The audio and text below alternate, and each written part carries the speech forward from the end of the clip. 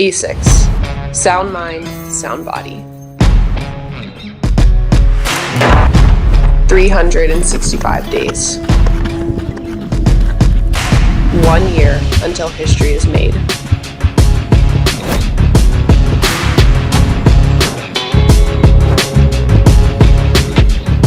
A lifetime of preparation that will lead us to the ultimate test. 365 days until we show the world what a sound mind and a sound body can do.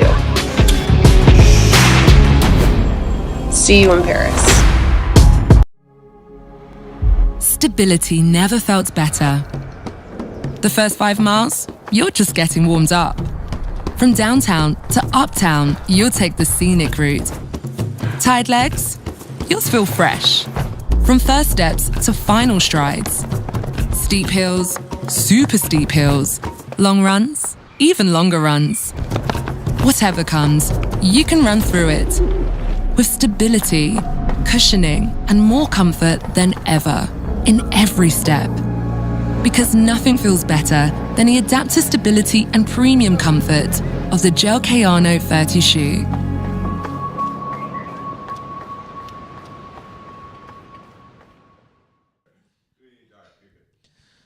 All right, welcome back to CITIUS MAG, live at Worlds Day 6, presented by A6.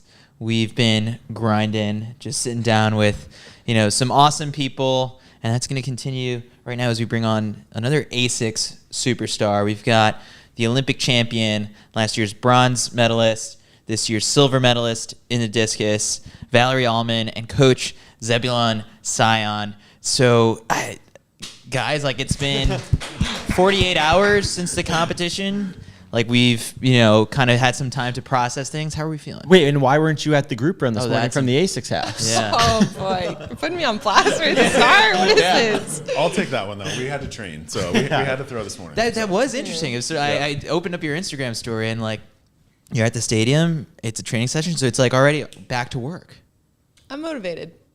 Motivated to get back to work. Yeah. I think I'm glad I've had 48 hours before I get to sit down and chat with you guys, because I think I've come to a good place about the competition.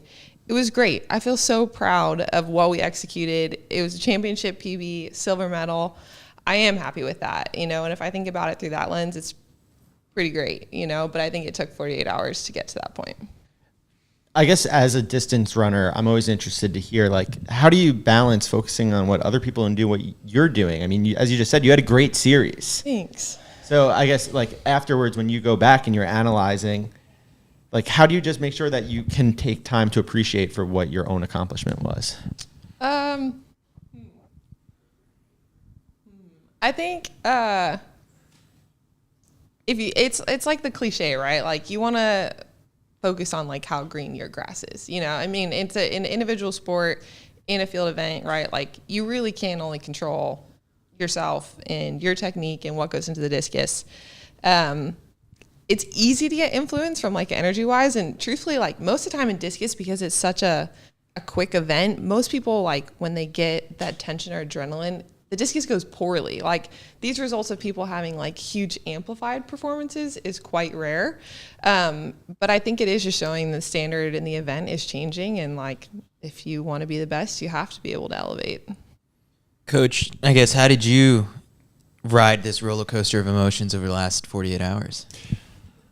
Yeah, it's tough. It can be tough. So, obviously, right away, it's clearly, making sure she understands she did a phenomenal job, and so for us, our goal always on the first throw is to execute to a level that if we put it on the board, it's solid, you know what I mean?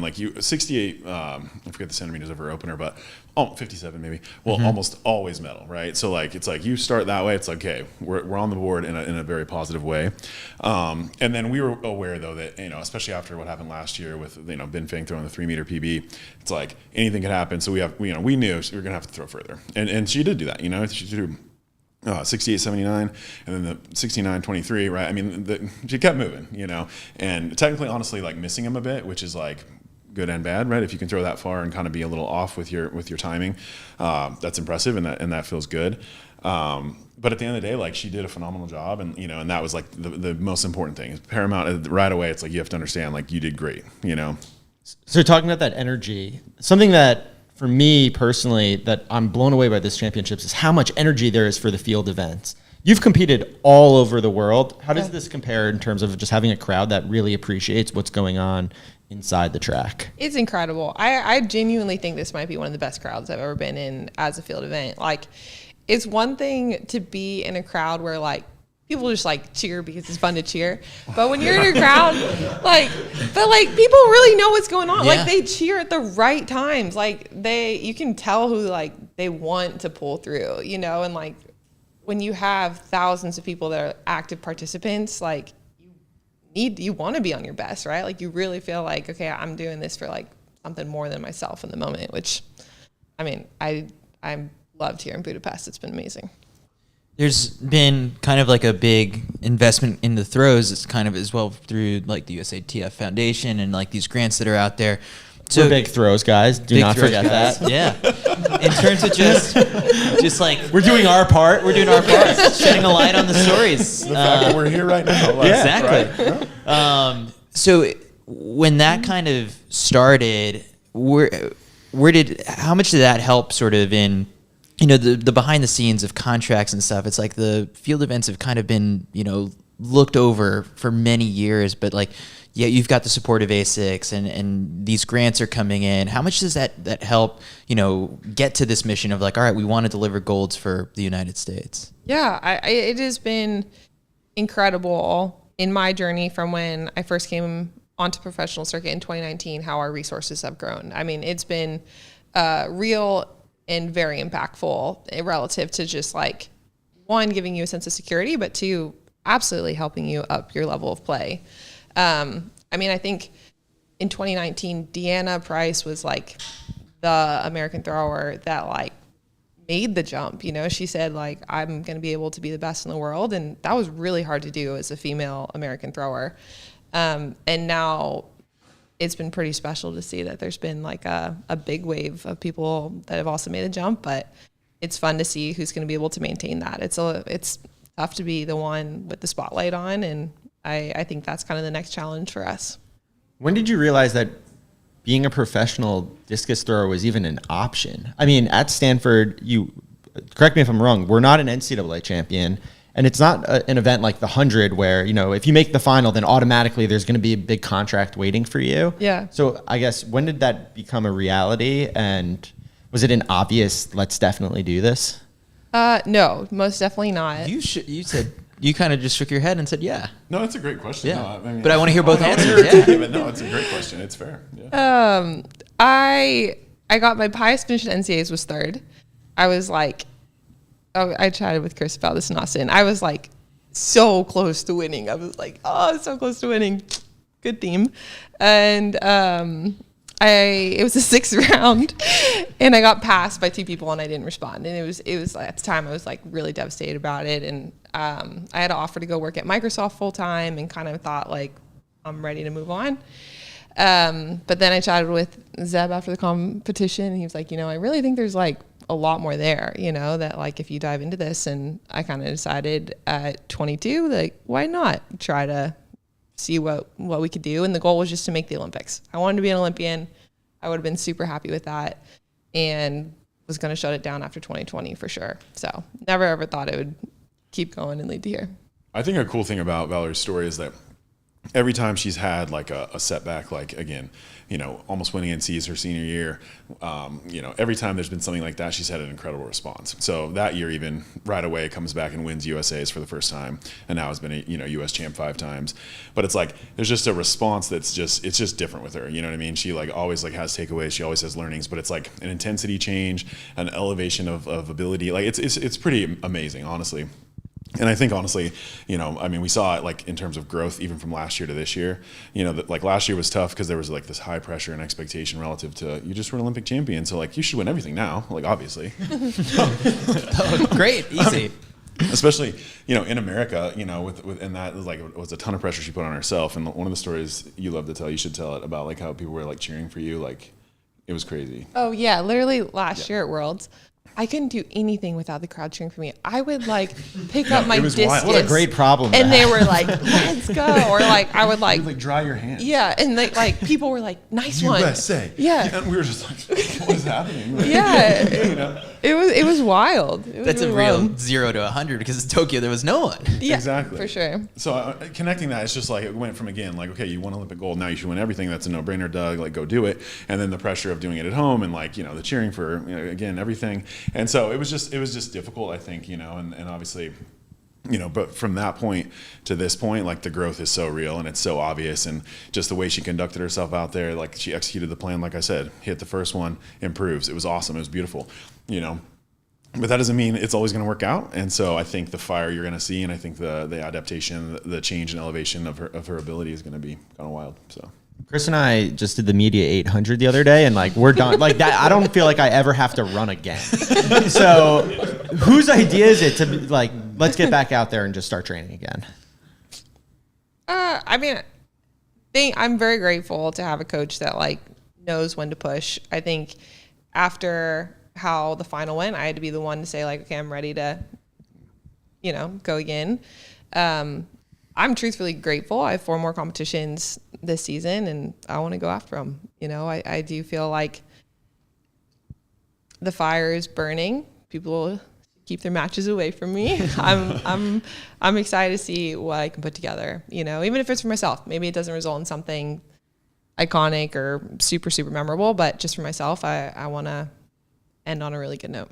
So when you tell someone that you're a professional discus thrower, it's, first off, like, really? Like, what is that? Or, like the Olympics, but then there's the World Championships, obviously, but then there's a million other things that you're competing at all year. So I guess for you, like, how do you explain to people what you even do for a living besides like just, not only the event, but besides the Olympics? Yeah, I feel like it's like a pretty predictable triage. Like, oh, like the Frisbee, like it's like, and it's like, oh no, okay, no. Does he convert? Yeah, no, it's not Frisbee. And then they're like, oh, cool. So like, you're going to like, you'll be at the next Olympics. It's like, well, that's the goal. Like, I hope I'll be there. And then you try to like educate them about like the Diamond League, and they're like just staring at you with big eyeballs, like, wow. And, I think that it actually has been cool to see that it is a more relatable sport than people think. People have had a good amount of exposure to discus, whether it's in high school, whether it's a friend, and people are sort of interested to learn about it, and I think it's just embracing it and trying to make it sound fun and understandable. Still a Sonic coach. Yeah. But if you're a high school kid, though, I'm interested to hear how you got into it, but if it is a young athlete coming up in the sport, why would they decide to do the discus maybe rather than another event? That's tough because a lot of that obviously happens, earlier than I would be starting to work with them as a collegiate coach as well. So, I think, depending on their environment, where they're coming from, their strengths, their weaknesses, right? I think if you just have to have like a middle school, high school type coaching environment that could lead to like, that type of even option, Because for a lot of times it doesn't exist. You have your football coach who, coaches a throwing event, and are they going to relate to like a younger female, trying to figure it out? Probably not a lot of times. So, I don't know. You could speak to that, like how you kind of got into it, but it just varies so much. It's hard to. Yeah, I feel like no one like grows up thinking, well, hopefully it's changing. I think that's the goal, is that more young girls are thinking like, wow, like I would love to throw the discus. I think that is like part of what I hope women and young girls can evolve to. But for me, I was a dancer, like had no understanding of the discus. It was totally like a unpredictable thing that I ever tried the sport. There used to be a show called So You Think You Could Dance. Yeah. And I got invited when I was young. I like got picked to travel with the choreographers and like learn from them. It was really cool. I was a freshman in high school, and I would go on the weekends with them, and then during the week would like normal high school stuff. And my brother was a pole vaulter, and he like convinced the track coach to like let me do something to be like part of the school. And I tried high jump, literally cracked the bar the first time I went over it. It was so bad. That's not a throw joke, though. No. It's not, it's low hanging, but it's not. Yeah. Right. No, you're right. Yeah, you're right. And then tried running. It was very difficult, and was kind of just like trying to figure out like, what can I do? The throwers had an annual spaghetti dinner, and they said anybody that came and tried throwing could go to the dinner, and that got me. And just found I had a weird knack for the discus. It kind of felt like choreography for me, like, oh, your left arm goes here, your right leg goes here, you move through the ring. And then just stuck with it since then. How was the spaghetti that night? Memorable or like? Fire flames. Yeah, it was so good. Like, incredible. Do you have any superstitions like, all right, now it's spaghetti before the Olympics or spaghetti, or like at all, or no superstitions? No spaghetti superstitions. Yeah, thankfully. All right. I always like hearing the more technical side of things, because I do feel like when you step in the ring, that dancing background really does shine through. So I guess, how does your technique kind of differ and make you the athlete that you are than some others out there? You came up with the technique. Why are you so good? Yeah. Is what I'm trying to figure out. I mean, so I even like 3 years ago, well, really in 2019, her first year as a true professional, I realized there were some inefficiencies and some like, she was losing energy, like I call it like leaking energy, in various parts of the movement. And so, thought about different things about like, hey, like how can we like make the position she lands in the middle of the throw a little more like upright, like have a better axis basically, right? Because then you can clearly like work around that access easier, because it's clearly so important, like the angle in which you hit the implement on, right? And so we were having like some left arm leaky issues out of the back. And so we started like thinking, okay, like how do we started saying we're going to collect our energy. We're going to like bring all of our energy together in the middle. So if you watch her throw, especially the better executed throws, everything besides her discus arm and right arm, right, is trailing, but everything else is coming together. And so it's like this concept of like, you think about a figure skater, right? Like when they like bring their limbs in, like they go incredibly fast, right? So it's kind of been our mission to try to like change the timing and the positioning in the middle of the circle, which then results in such a like ballistic and dynamic and fast finish. And so we haven't perfected it, but we're getting closer. Like even at the meet this week, everything was a little bit laid out of the back of the ring. So if you notice, like if you're just watching from the back, you'd see her movement went left, and we want it a little more like on a straight line, like a little more linear. And so anyway, so I think that there's just things she does, and like a lot of the dance is interesting because I think you see it a lot in the front, right? Like the double like save, like right, that she snaps around twice, and it looks very like balletic and and dance-esque, but I think more so truthfully, like the dance helps a lot, or the previous dance helps a lot with just awareness, like her feeling of her body and her ability to control things. Yeah, so like this just went all over our heads. So it sounded really good, and I know that they're discus fans as in I the was saying, I chat. was like, should I stop? No, that's going to be super valuable for someone. Well, so I guess what I was most interested. This is your full-time job. You've been doing this for many years, and so do you have a rough estimate on at the top of your head of like how many throws have you seen from Val over the years? But then in addition, that's like a consulting question. Yeah, it's like if you're a pitching coach, like you've probably seen this pitcher throw, thousands of pitches in a year. And so it might be similar in that sense. But you've trained your eye to look at certain spots, and you only have a couple, maybe a minute tops, from the moment the throw lands, and then you film it on your iPhone and can, rewatch it. But from when I attended the practice with the two of you, you look at that maybe like one time and immediately are giving Val some feedback. And I'm like, wow, like I would need like so much time to like pick things out. So how have you trained your eye to catch these things? A lot of it, can just be like, aesthetic concepts, right? Like, if you're looking for like lines that are like parallel or like not parallel, it's like to the ground. Like you can think about it that way. You can also think about, again, just like does she, like her overall movement go left? Like that's something I think about. And then there are just key indicators, key positions that I'll always look for. And it doesn't matter if it's her or if it's, Trip in the shot put. There are similarities regardless, honestly.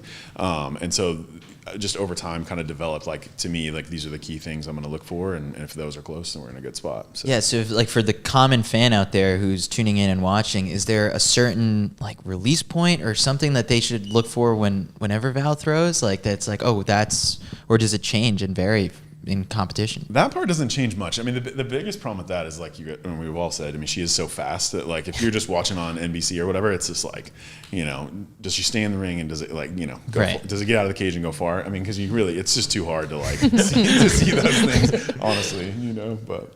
So if I came out to practice. Just a little bit about me. Not that good at the discus. But, good you know, point. Okay. not that strong. Right. Decent at the mile. Yeah. If I came out to practice, there's follow-up questions. Like, how far would I throw, just for perspective? Like, Are you throwing the implement she throws, or are you throwing the men's 2K discus? I want to touch Double on the that weight, or are we going with what she throws? Let's say Val's disc I'm picking up. I'm just Okay, not practicing out. How far do I throw it? I mean, I think you could just wind back and smack that thing 30 meters. What do you think? He really believes in you. Okay. Let's call it 27 You meters. have to be nice to the host. I'm not trying to get grilled later. Like, We'll call it 27 meters. He thinks you can throw 100 feet. If you get, with a 1K? 25 meters. I don't even know enough to argue, but it sounds definitely throw less over than 25 70. meters. I would be pretty impressed. Yeah, yes. So one yeah, kid. okay. I'm on board. Yeah, All right, I see so it. the follow-up question Okay, No sorry. faith, dude. is not how much better would that be than Chris. The follow-up question is, if I worked out with you for one practice, Okay. like you had me for a couple hours, how much further would I be able to throw? Stepping in the ring, knowing nothing at all, but then you give me 2 hours of free private coaching. How much am I improving? The hourly rate, can't charge that. No. You'd improve at least 5 meters. Yeah, whatever the starting point, I could get you 5, I think. And then in that session. a year. Oh, that's tough. We're working together. And now I get the now pleasure can, of working with you every day. and you can put as much weight on me as you want. bulk up a little bit. Oh wow.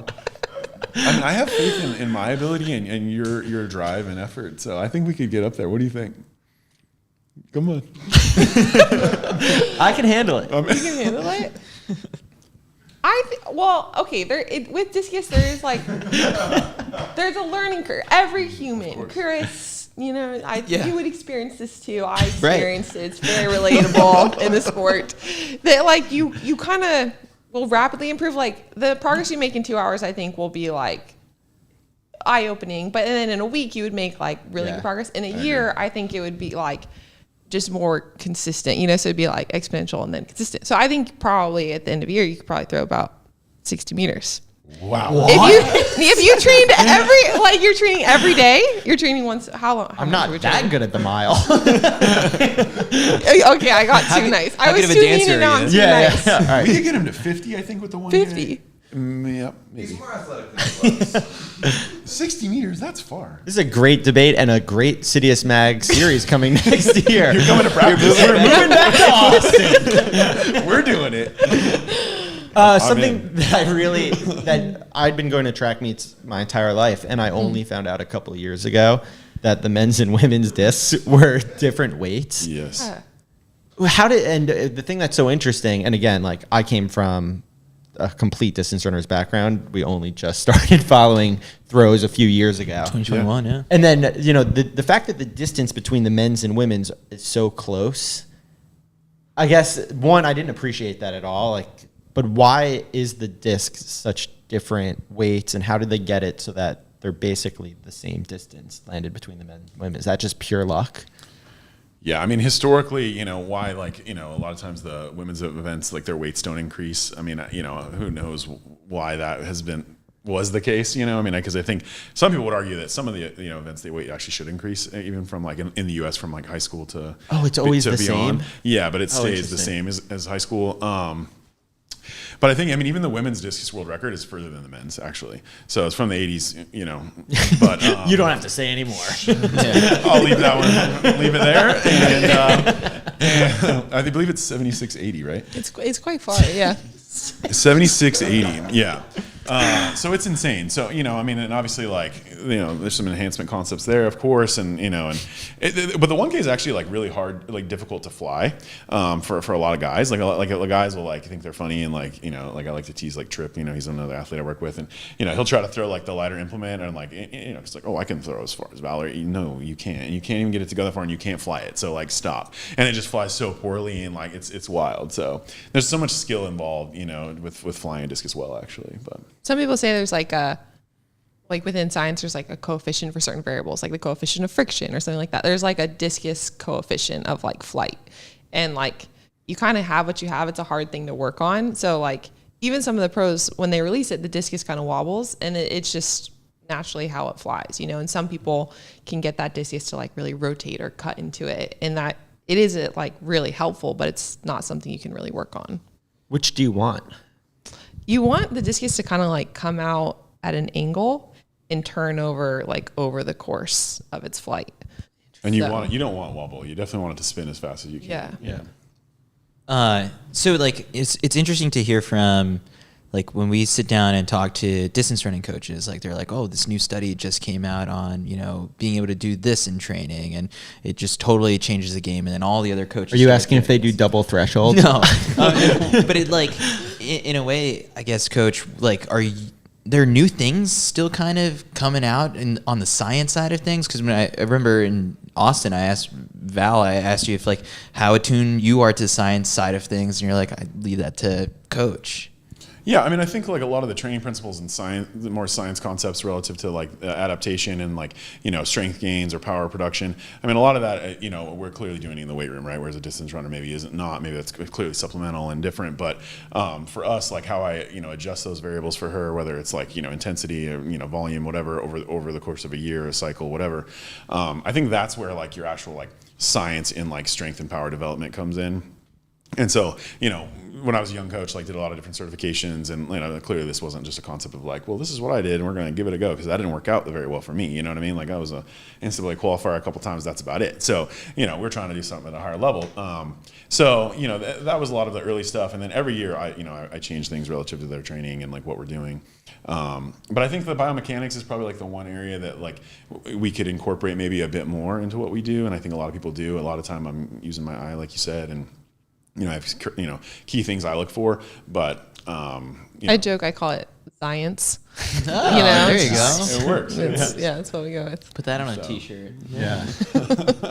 So I know that Chris and Matt could come down to Austin and spent a day with you, but from like those who maybe didn't see it, but also just more in depth, like what is a day of training? And like, do you just live at the track between the weight room and going in and out? Like, how long is a practice? Is it, because obviously like there's more to it than just stepping in the ring and throwing. Yeah. I mean, I think the way that he's developed me as a discus thrower is that like he's made me an elite athlete. So how we train in the fall and the winter is super different than spring and championship time. In championship time, we kind of do one thing a day.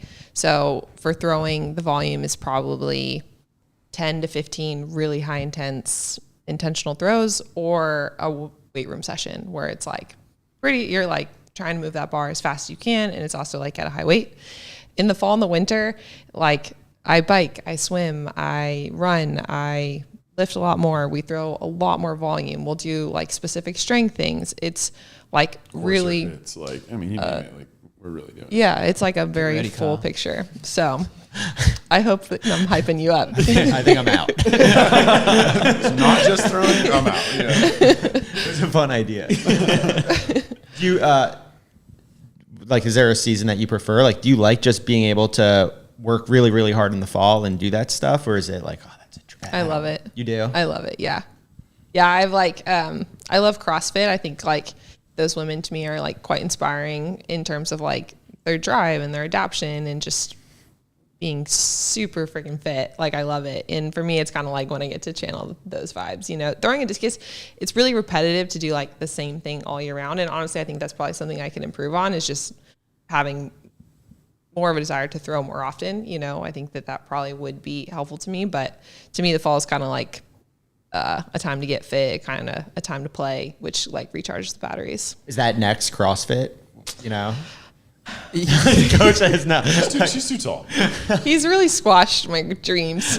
She'd love it though. I would love it. Well, yeah. When I've talked to Joe Kovacs, and he's like, oh, when the season ends in September and there's potential strongman competition in like October or November, he watches some of these things and he's like, I could win. Like, and eventually, if the schedule allowed, like he would give it a go. And like, training and all that stuff. But are you also watching CrossFit competitions sometimes and you're like, they're lucky. They're lucky she's good at the disc. Yeah. I actually do bring it up to him all the time of like, can I please just try this workout? And the answer has been no consistently. But I got recruited to try bobsled, which that was like a tiny little pipe dream of trying to do both the winter and the summer dreams. Also got squashed.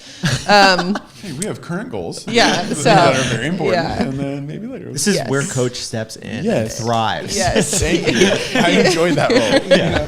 That's my coach you're talking about. Oh, I'm gonna be in so much trouble after this. I love seeing some of the stuff you post on Instagram of like the workouts that you guys do in the gym. Cause like I go to the gym and it's like, all right, I guess we'll bench and like do squats and like that's it, right? Like you do the basics. You guys make up really specific discus exercises. Or is that like is there a book? Did you write the book? I guess like there's some interesting stuff. I mean, I don't know if you coach the javelin as well, but I've seen some of the jav stuff. Yeah. Like they're really, really specific movements. And I guess, do you ever just think like, I wonder if this would do anything if we practice this way? Yeah, I mean, some of those things. I mean, definitely like I'll just honestly make up just based on like the strength, like maybe an area that I think we need to improve, you know, like, and like, you know, an area that we can strengthen. But some of the things, you know, I mean, we've even taken some of the specific movements you're talking about from like YouTube and 1980s, you know, workouts from the Germans. Don't take everything from the 1980s. No, I'm just kidding. But yeah, exactly. But some of the specific strength things they did and their science behind it was pretty wild back then. I mean, on a higher level than even a lot of things people are doing now. So we'll still suffer like that. I mean, sometimes you'll just randomly see things when you're at a world's meet or whatever it might be, right? And so, you know, we're not above like just, you know, getting what we can get from other people, but a lot of times it's just thoughtful things that like, okay, this relates specifically to like, you know, if we need to strengthen her adductor, right? That sweep leg that, you know, comes in hot from, you know, to the middle of the circle or whatever, you know, just things like that, or obviously like a dynamic chest movement, right? So, yeah.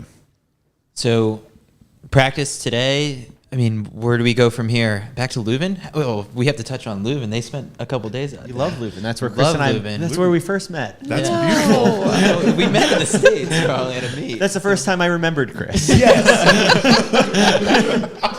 It's true, probably. What'd you make of Leuven? Leuven's incredible. Yeah, it's the best place in the world. I'm a huge fan of Belgium, yeah. I mean, beer's delicious, fries. Are you just sitting there Chocolate. drinking beers, eating fries as she watches? I was really doing a good job of being coach, you know what I mean? Like I enjoyed my beer, but no, it was great. Like Leuven's incredible. So Before in Austin, I told him, I was like, you know, there's this thing I tell everyone when they go to Leuven. It's like that the Stella Artois, famously brewed there. I made this up. I was like, that Stella Artois has pipes that go from the factory directly into all the bars in that main square. So when you're ordering it, it's like fresh from the factory. And I was like, just tell anyone. And then you did the tour, right? well, we were gonna do Did you a raise your tour, hand? but yeah, Oh. it didn't work out. They were full. You know, it is what it is. I needed him to get the answer to be like, raise their hand and ask. I would have him. done it. I'm crazy enough. I would have done it. Absolutely. All right, what's the next stop on the revenge tour? It's actually so funny you said that because I do feel like this is hopefully going to be my revenge tour. A6 t-shirts with all like the shows on the back. Yes. Hashtag revenge tour. I love it. My first meet is all throws meet in Thun, Germany, Okay. which will be on the 1st of September. And then I have one day off, and then I'll be in Berlin at this off meet, and then I'll fly that night and then compete the next day in Bellinzona. So I've got 3 meets in 4 days. Then Diamond League final Diamond League potentially? final. Okay. Diamond Oh, League final. definitely. Yeah. She's Yeah. 2-time defending champ for that, so we gotta go. So this is the That's first fun. time we've had a medal on the On the show. yeah. I Can we brought it. see it? Can we hold it up? How does Heck it yeah. compare versus some of the other medals? I bet you've she'll earned? let you wear it. Yeah. Even put it on. Oh, Yes. This is how I'm going to recruit you. oh, is it the? Can you show the camera? Oh, yeah. the track background. Yes, of course. They actually so they did a really great job with the presentation. Whoa. One of the coolest things they did this is they actually, if you earn a medal, they give you 2 medals and you get to give 1 to your coach. So Wow. yeah, They just started that. it's cool. pretty special. Yeah. And then they do the instant medals on the field. That's not like actually the medal you get. They take that back from you as soon as you get back to media. And then they give you one that's like engraved on the back, which is pretty cool. That has your name and your event. Wow. How does this compare? Just like Let the boys check it out. Yeah. how does this compare design-wise, presentation to the other medals that you have? It's my second favorite. Do it, Chris. Well played. Sorry. It looks really I heard good. that. That was good. Yeah. Oh man. That looks nice. does look really nice. You'll get another silver when you and I go up in the discus competition. Oh man, I'm taking You you guys are gonna down. have to come. We're gonna do this. Silver's nice. Trust me. Yeah. Silver's nice. Come on. It's very cool. Awesome. Well, it's been a pleasure catching up with the two of you, and it's always a blast. I can't wait for us to report to training camp in Austin for a year's worth of throws training. We'll be ready for you. 60 meters. Come on. We're qualifying for That's a high- USA. that's a high Seriously. goal. Would that get us to USA's? Well, To USC's? Yeah, it would. So you think you're with saying one with the year 1K of and the training, women's? well, there's some other hurdles you We'll have to figure work that out. through. We'll figure yeah. it out. Yeah. All right. 1 year of training, I'm throwing 60 meters. Incredible. Hey. But that's the confidence I want in my coach. Well, you're getting it from And the your training the- partner. You're getting it from the training partner more so. It feels. All right. Well, thanks so much for joining us. We'll be right back after this break with Ciara Mageean. ASICS. Sound mind, sound body. 365 days. 1 year until history is made.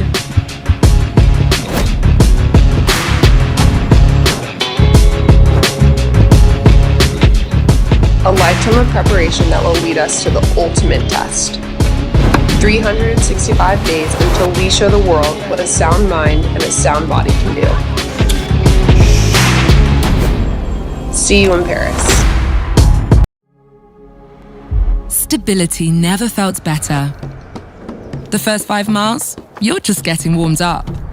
From downtown to uptown, you'll take the scenic route. Tired legs? You'll feel fresh.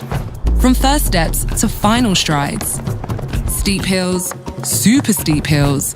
Long runs, even longer runs. Whatever comes, you can run through it. With stability, cushioning, and more comfort than ever in every step. Because nothing feels better than the adaptive stability and premium comfort of the Gel Kayano 30 shoe.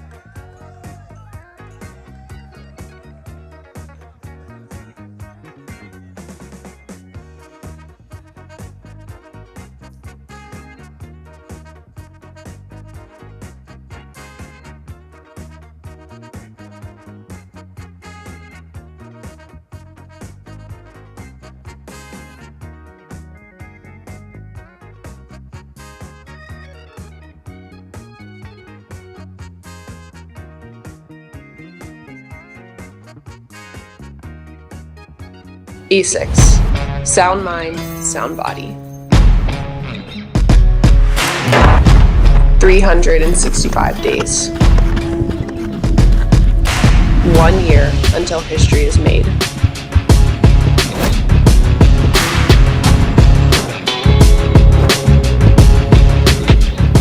A lifetime of preparation that will lead us to the ultimate test. 365 days until we show the world what a sound mind and a sound body can do. See you in Paris. Stability never felt better. The first 5 miles, you're just getting warmed up. From downtown to uptown, you'll take the scenic route. Tired legs? You'll feel fresh. From first steps to final strides. Steep hills, super steep hills. Long runs, even longer runs. Whatever comes, you can run through it. With stability, cushioning, and more comfort than ever. In every step. Because nothing feels better than the adaptive stability and premium comfort of the Gel Kayano 30 shoe.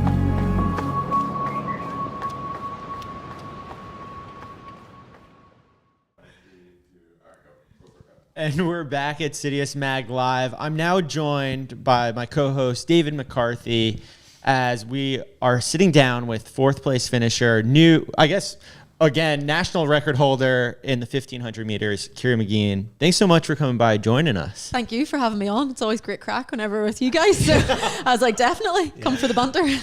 How's things post-race since? Like, has the sort of emotions and everything like settled down? You've had a bit of time to look back and things. Yeah, definitely. I think my very initial emotion straight after the race was one of a little bit of disappointment. I really backed myself this championship to come in and felt for once I was coming onto the global stage thinking I have a chance at a medal. So I was going to grasp that with both hands. So I was a little disappointed, but you know, chatting to all of my team around me, they're like, you really have to, it'll settle in and you'll realize just how phenomenal fourth in the world really is. So yes, the past few days I've spent time with my family.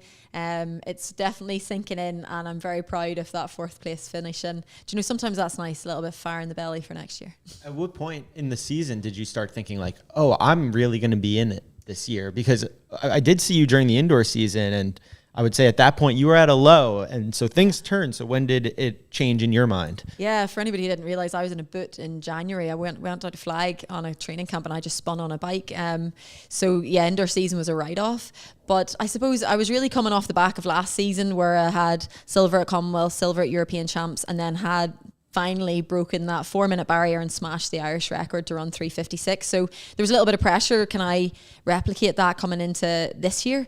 For me, I'd say going and running the Irish record over the mile in Monaco, I knew I was in shape. I was confident with where I was, but really that was like a nice stamp of approval from myself that, yeah, you're in fantastic shape to not only again go and break that record, but to smash it, and to really put myself in the realms of like 5th fastest all time over the mile in the world. Ricky, my agent, sent me a wee message like, how does that feel? As well, it's lovely as an Irish woman that I'm like, the Irish record's faster than the British record, faster than the Australian record, faster than the American record. We'll take that. And you know, feeling like, yes, this is where I belong. So I suppose Monaco gave me a huge boost of confidence. And like, I remember the last time we saw each other was Bislett Games, and that didn't go as well. And like, you remember we were heading to the airport the morning after, like, and you know, you're feeling disappointed after the race. Like, to transition it around and still keep that faith that, like, you wanted the medal. Like, I suppose that's real championship attitude and shows the real caliber of an athlete you are, to be able to like have a disappointing run like that and not let it tear you apart. So like, I suppose from then, like, you know, what did you do after that race in terms of like to be able to, you know, not be disappointed and get the confidence back? Yeah, look, I feel like I'm only human, and I think that's something that's really important to remember as an athlete. Some athletes like seem nearly superhuman. They can only go out and perform fantastically, but like, I have really good days, and some days it's like less than amazing. And like, we chatted on the train, and I was chatting about like, maybe I just trained a little hard coming into this one, felt a bit tired, couple of races on the trot. I knew that wasn't a measure of where I was because I wanted to be higher up, but that was just that day that was in it. And acknowledging that you can have a bad day. But we came back and we regrouped and like chatted to my coach and we were like, yeah, we had a really big training week before that. So there's a lesson learned. We're always learning. But to go back up into the mountains to St. Moritz and train, I'm honestly really blessed to have a fantastic boyfriend in Thomas, and he paced me around the track in Chiavenna. And there was certainly a couple of training sessions that I was like, okay, is that good? Sometimes I'm not very good at reflecting during training if I'm in great shape. There was one training session in particular, I was doing 2 sets or 3 sets of something. Thomas went and did an extra set after, and we're cooling down, and he was like, I don't even know if I wanted to do that last set. Like, you had me on the ropes. So to know that my boyfriend was like, we were cooling down, and like if I could have his PB over 15, I'd be delighted. I'd be smashing and winning it all the time. I'm sure he'd be delighted as well. Yeah. But we were cooling down, and he said to me, he's like, you know, whenever you're making me knackered at training, because I'm pacing you, like, you're in shape. So we went back up and we trained hard up in the mountains, and I really feel that block of training in St. Moritz was a huge benefit coming into this. And say, like, just speaking on workouts there, like, you know, was there any particular workout as such that kind of you felt like gave you confidence as like, I'm in serious shape here now? Yeah, I'm trying to think. I'm such a bad person. I do not remember training sessions or even the paces that I went. This is not me being aloof with that, but that training session that I did with Thomas was like a standard like 6-4-3-2 type session. And I think, did I do 3 sets of it, 2 sets of it? And Thomas did the extra one. And like that one was one where I was like, oh, this is really good. Again, sometimes I think it serves me well that I don't have a great memory. I don't know what I did for that exact session last year. Do you know those key sessions that coaches often give going into a championship and you could often reflect? I don't remember it. So if it was worse, fantastic. I don't know. If it was better, my coach goes, this time last year you did that and you were 2 seconds slower. So you're in better shape now. So Thomas gave me a wee nod and was like, the last time you did that session, it was slower and you ran 3:56. So just so you know. So I'd say, yeah, there was probably 2 sessions like that up in the mountains that I thought, I'm ready. Right now, you look at the field. I mean, first off, you have Faith Kipyegon, who's the greatest 1,500 meter runner ever. That's ever on men's or women's. Like, she is the GOAT.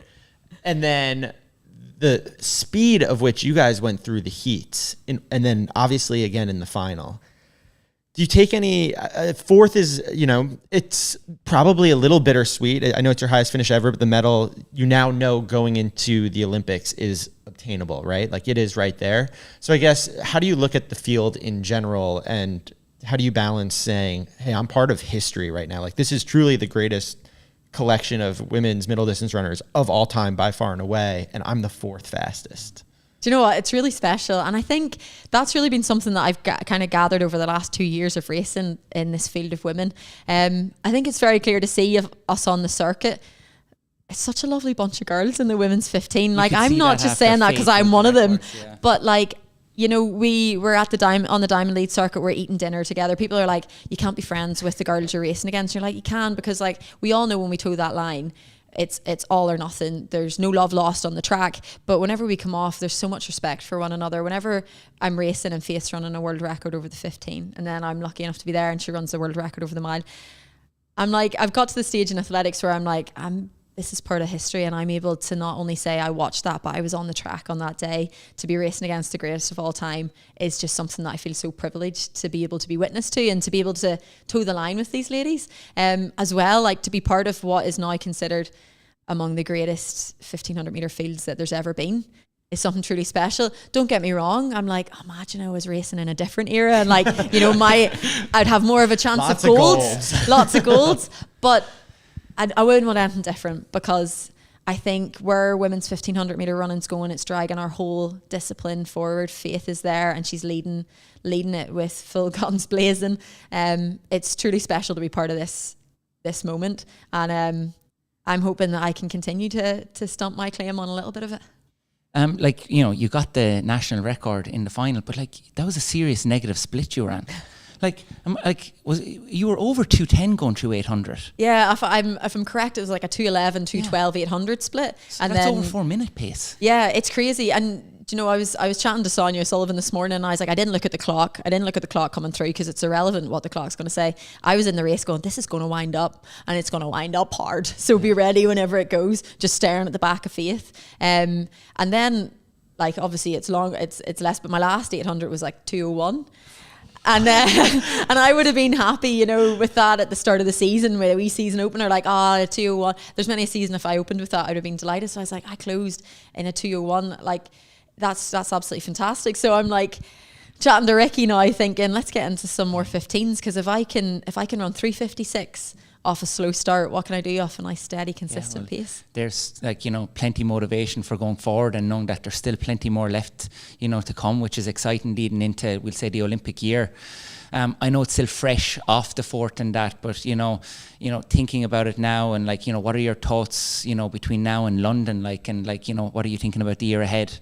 Yeah, for me, I'm just, it's just going to be keep ticking away. People are like, what are you going to do? You're going to do anything more? Do you need, what would you change? I'm like, I'm not going to change a thing, because last year was the greatest year I'd ever had. This year's now surpassed it. Myself and Helen and our team are doing everything right. And any athlete would tell you, any athlete that's been through their whole career will say consistency is key.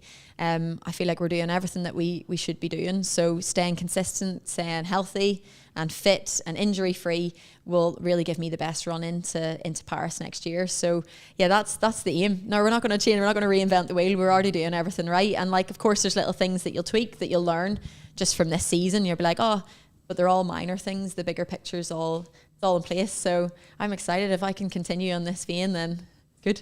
Something we were talking about before hitting record was just the mix zone after. And I think for you, I just want to applaud your ability to compose yourself after and be able to, I mean, you gave such an eloquent description of what it was like and what that felt like, the balance between excitement and disappointment and coming in fourth.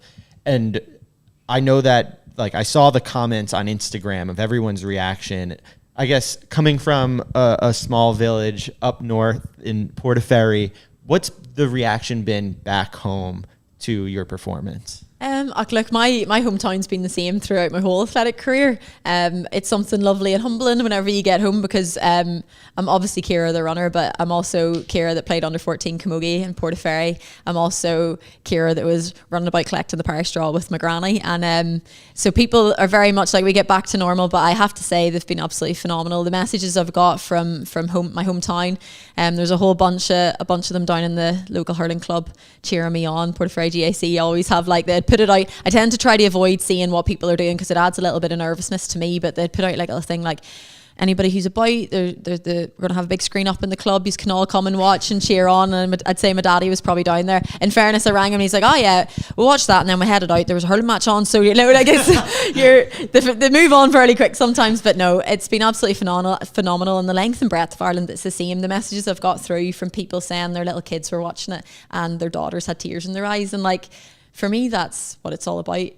that we can inspire the next generation coming up. And people are like, you're not only inspiring the next generation, you're inspiring the older generation that are there too. And that's something that I feel I'm so privileged to be in this position. It's something that it's such an honor to be looked upon in that way. And if I can continue doing that, then it's a really special thing to be. What was the Irish support here has been amazing. Honestly, when you were first to walk out into the track, and I started shivering, my eyes started watering, because it was just when you came out and you saw all the tricolours.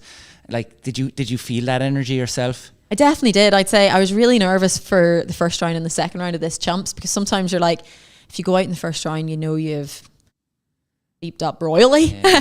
So I was super nervous for those rounds. And then whenever it came to the final, I just felt very composed, very ready. I was like, I'm prepared.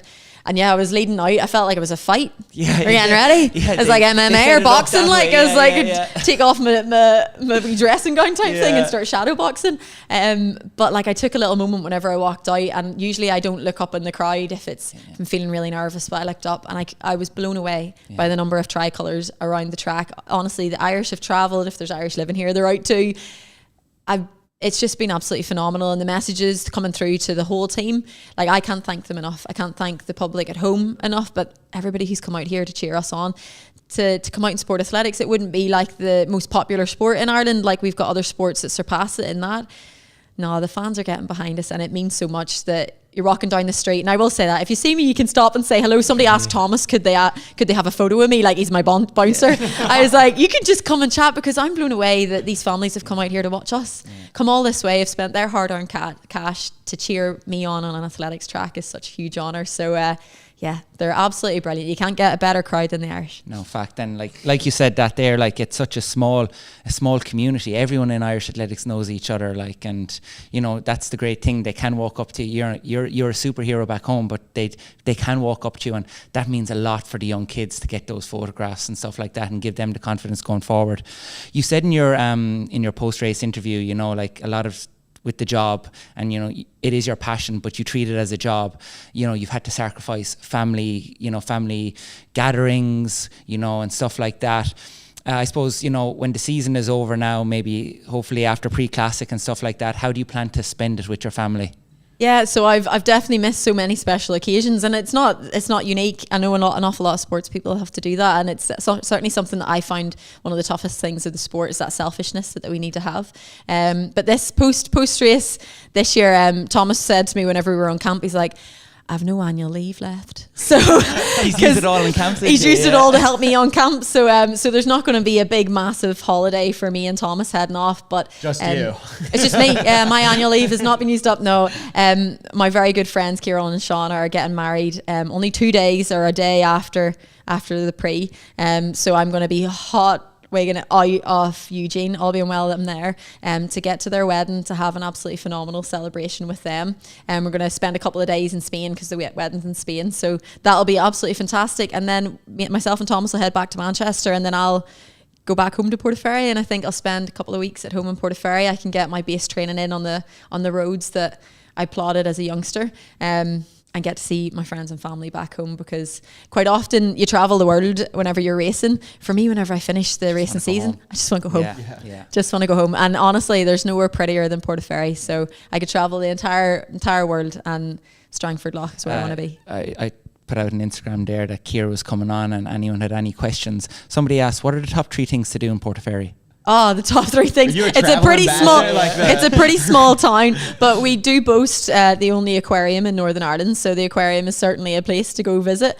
For me, like, do you know what I like to do is probably different than everybody else, but we have lovely sandy beaches a little out of the town. If you can go to Knockanelder or South Bay, it's absolutely gorgeous. We've got lovely, like, a little patch called St. Coo's Wells, which is like a holy wells. It's quite interesting. You get to go down and look through there. But honestly, if you're in Portaferry, get into one of the pubs and have the crack. Tell them that they know you. Yeah, do go in and say that you know me. There's any number of pubs, and I won't name. I'll have to name. If I'm naming one, I'd have to name them all. But honestly, get in, get out there, have the crack with the people, because you won't meet a nicer bunch of people. So yeah, we've certainly got plenty. You can go across on the ferry boat to Strangford, which is another beautiful town just across the way.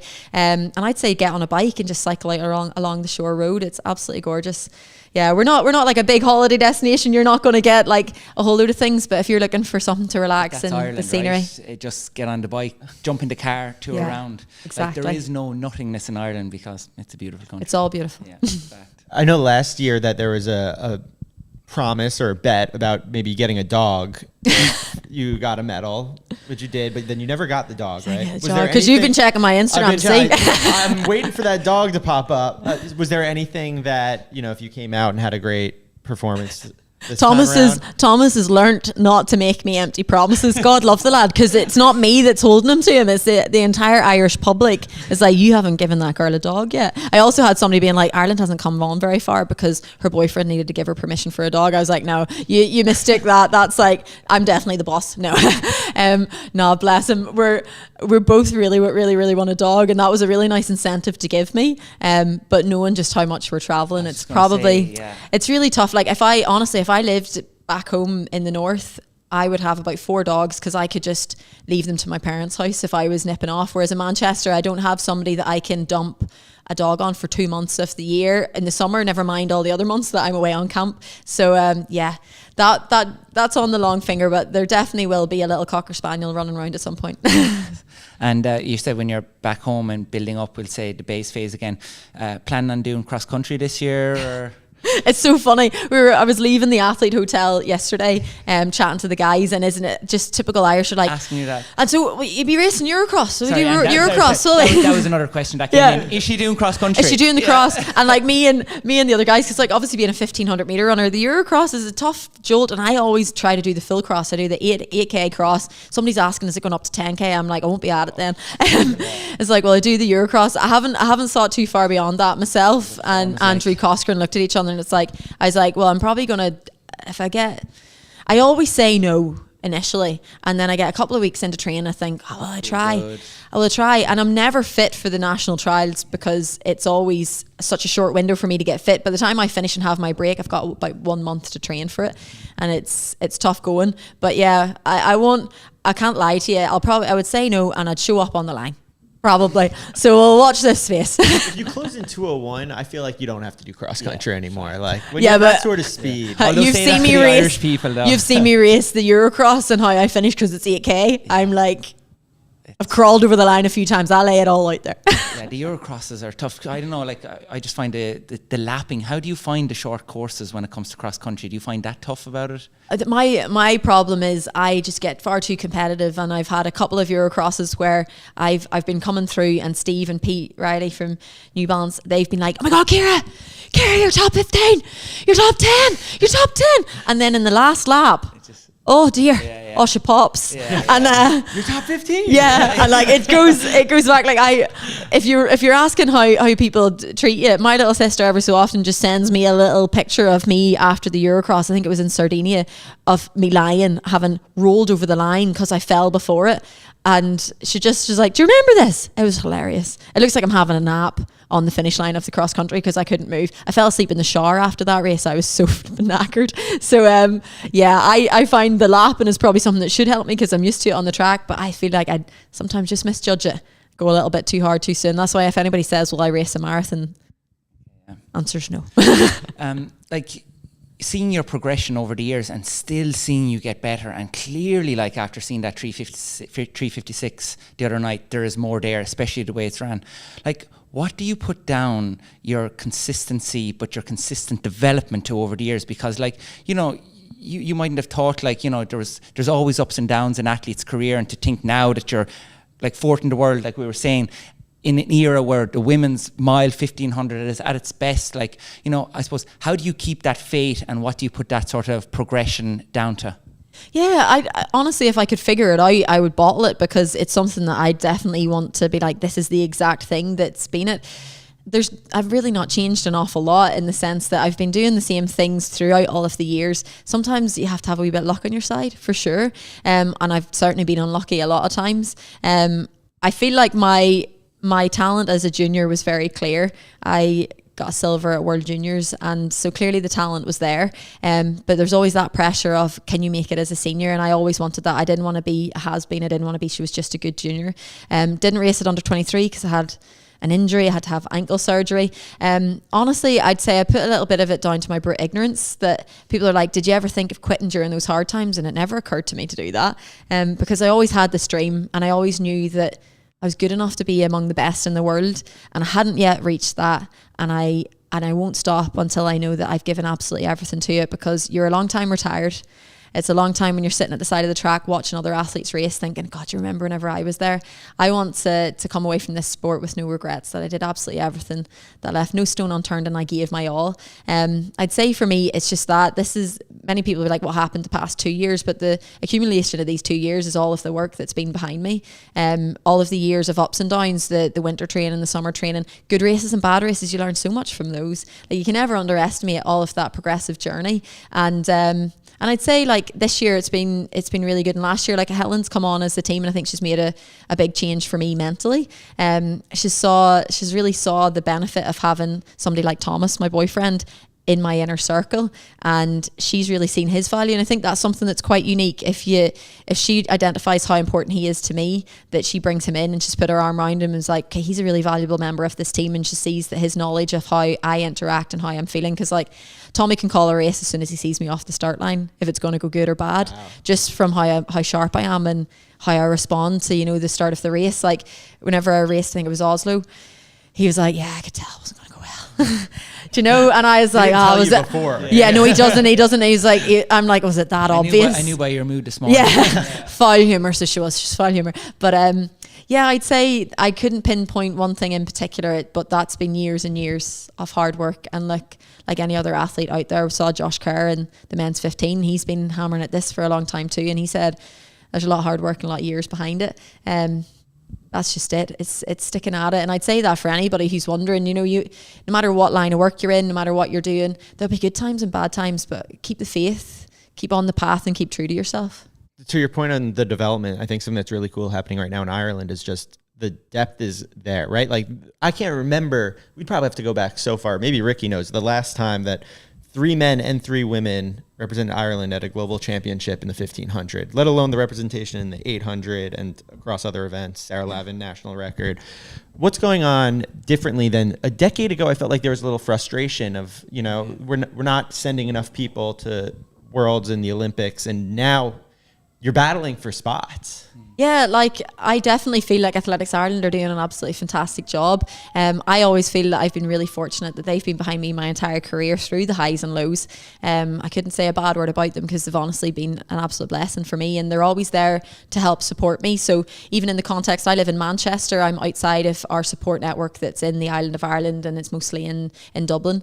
But as soon as I need some help, they're straight away, yeah, that's no problem. We'll figure that out. We'll help you. I know that they reach out to Helen to make sure she's got the support that she needs as my coach. That's something that's really special. They're very open to that. Like if I'm like, can I have Helen at the championships? Could I have a coach's accreditation? There's not an even doubt in my mind that Ireland will help me with that. And I feel that they're doing a great job. I also just think, look, we're having a fantastic crop of young athletes coming through. You've already named some of us older ones, like to see Sarah Lavin go out there to run a national record. Like I've just been in awe of that girl all season. She's just been phenomenal. And, you know, to see her achieve that national record that's always been there, whenever Derval ran that, like that's a world-class time. And like probably thought, is it ever going to be beaten? And Sarah now has a national record to her name, rewriting the record books. But then we look at the 15, and I'm the older generation coming up there. We've got youngsters now. The team's made up by 2 really young athletes who ran the championship of their life. They came out here at a World Champs and they ran the best that they've ever ran. You can't ask for more than that. It's just absolutely amazing. And then you look at our sprints. It's just, we have 25 athletes. Rashida, we have 25 athletes on the team. I can't remember the last time we had such a large team. That's a testament to where Irish athletics is going. So for me, it's such an exciting time. We're really striking an amazing moment in Irish athletics, and I'm excited to see the next few years ahead. David, how about that DMR potential? Oh, God. Wow. I didn't even think about that. It might be the best. You guys might win gold in DMR right now with Rashida on that 4. Definitely have to get to a pen relay or something like that. We have a little word. We'll have we'll put the plan together. Dude, like who is there even? There has to be some sort of Irish record in the DMR, but I wouldn't have a clue what it is. World Athletics recognized. But I mean, and even talking about just like 4 by a mile, like look at the 2 girls here, like and. Yeah, it's incredible to see, and I think it comes down to like seeing one person do it, other people can do it. I mean, like I'm sure like all like plenty of Irish kids back home looking at you and like just seeing it's not the attention, it's just seeing the buzz you're giving to everybody else, like, you know, and like it's a small country, like, and you know, you have to see your own people doing it in order to motivate you. And when you see you competing on the global scene, but like backed up by the girls, backed up by Sarah and Sophie, like that's what really solidifies it, I think, because like you can't just say, oh, it's Ciara.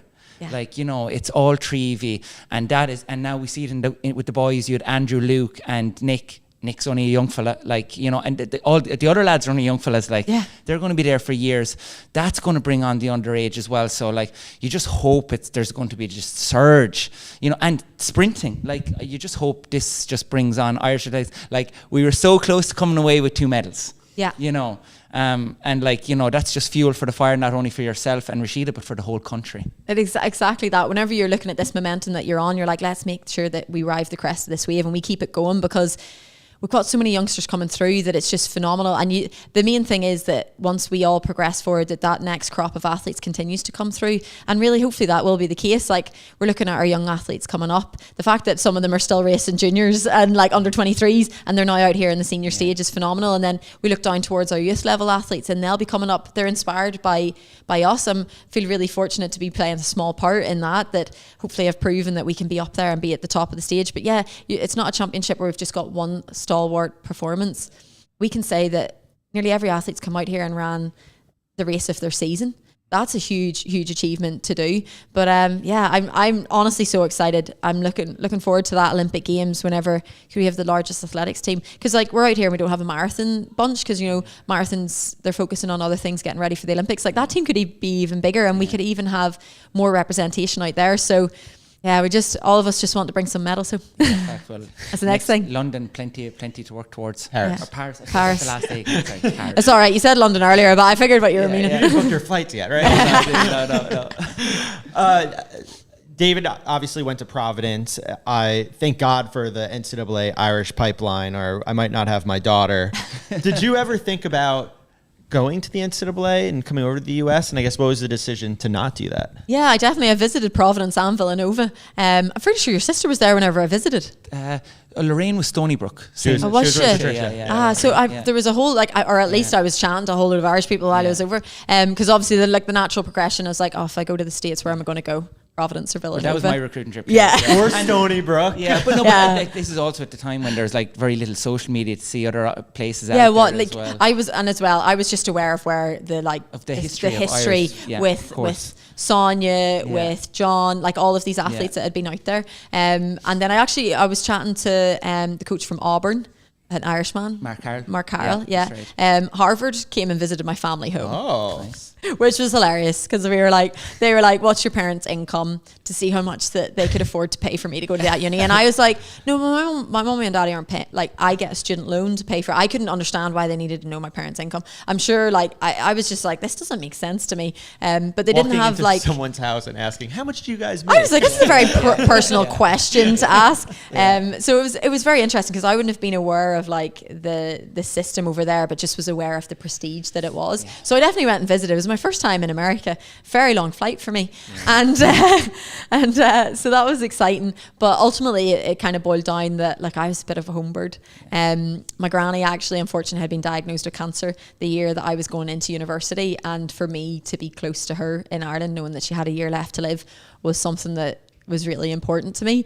And then on a performance side, I hope it doesn't sound cocky, but I looked at what was winning the NCAAs, and I had ran I think 407 as a junior, 407, 409, something like that. And within the division, that would have won it. And I was like, oh, well, it probably makes more sense for me to stay in the European circuit. I can travel to all the races in Europe and compete against athletes running much faster than me, because I just thought I need to be somewhere where people are running faster. So it made sense. As well, my degree, I was like, I felt like a young Ciara had her head screwed on. She's like, I want to get a degree that stands by me going into the future. So I went and got myself a physio degree from UCD. And look, I'm delighted that I made that decision. Whenever I moved down, I had a fantastic coach in Jerry Kiernan. That's where I met Jerry. So, little things in life, the path. If you hadn't went to the university you went to, you wouldn't have met your lovely wife and had your beautiful daughter. If I hadn't went to Dublin, I wouldn't have met Jerry. I wouldn't have had him as my coach and been lucky enough for him to grace a small period of my life.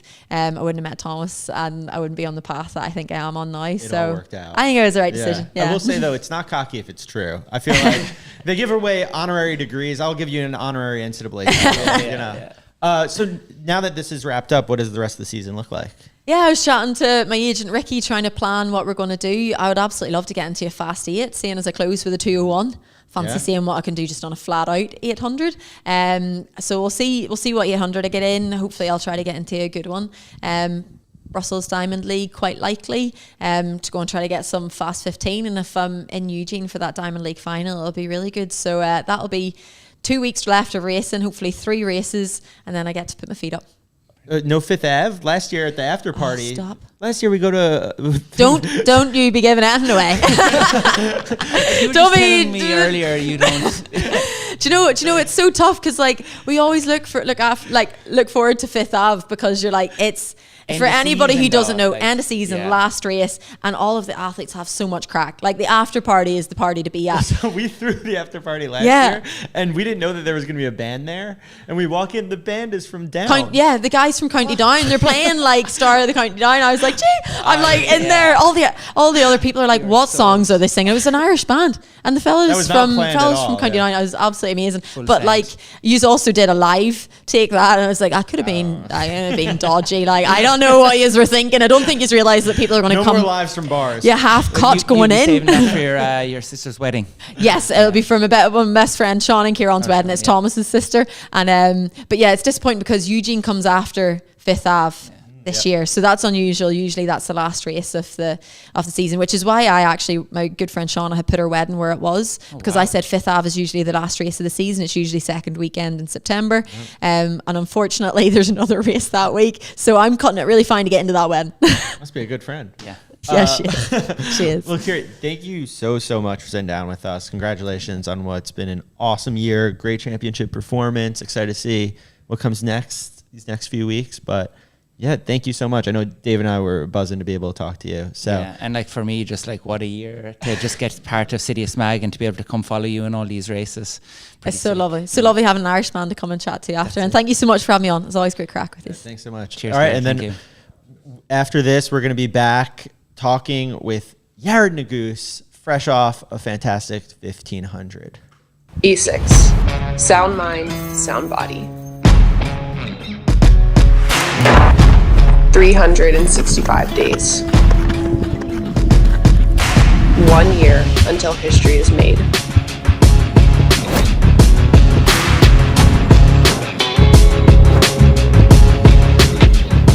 A lifetime of preparation that will lead us to the ultimate test.